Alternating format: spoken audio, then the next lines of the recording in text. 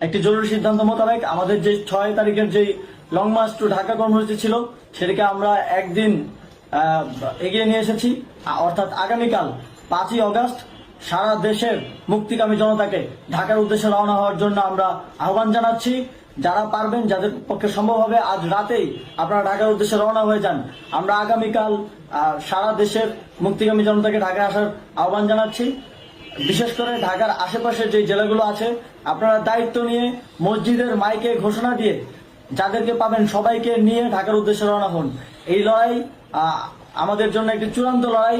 আমরা চূড়ান্ত ঘোষণার জন্য প্রস্তুত। আমরা গণভবনের দিকে যাত্রার জন্য প্রস্তুত এবং সেই উদ্দেশ্যেই আপনারা সবাই ঢাকা আসুন। আমরা আপনাদের সবাইকে নিয়ে আমাদের চূড়ান্ত দাবি আদায়ে এগিয়ে যাব।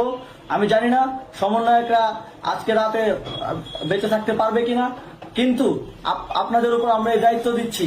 আপনারা সবাই নিজ দায়িত্বে ঢাকায় আসবেন আগামীকাল এবং পরশু পরিস্থিতি বিবেচনা করে পরশু গণভবনের দিকে 4 দিক থেকে আমরা রওনা হব। আমরা খুব আতঙ্কের সাথে লক্ষ্য করছি যে ছাত্রলীগ, যুবলীগ এবং আওয়ামী লীগের গুন্ডারা পুলিশের অস্ত্র দিয়ে পর্যন্ত সাধারণ জনগণের উপর হামলা করছে।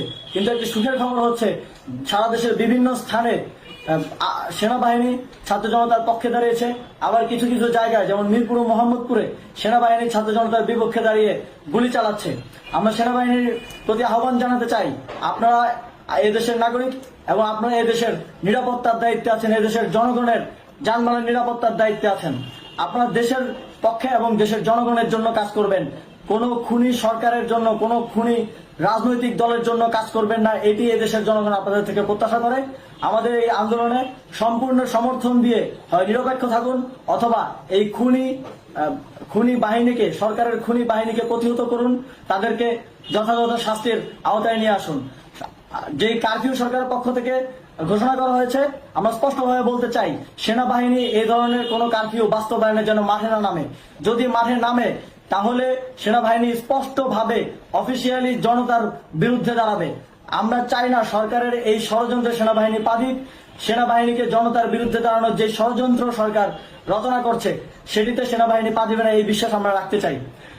আওয়ামী লীগ আজ সারা দেশে তাদের খুনি বাহিনীকে নামিয়ে দিয়েও ছাত্র জনতার প্রতিরোধের মুখে টিকতে পারেনি। রাজপথের পরাজিত শক্তি হিসেবে তারা সেনাবাহিনী সহ অন্যান্য বাহিনীকে আমাদের বিরুদ্ধে কাজে লাগানোর চেষ্টা করছে।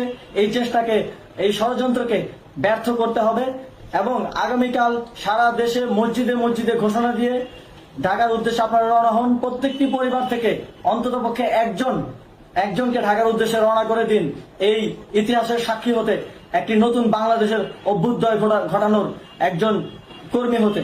ধন্যবাদ সকলকে।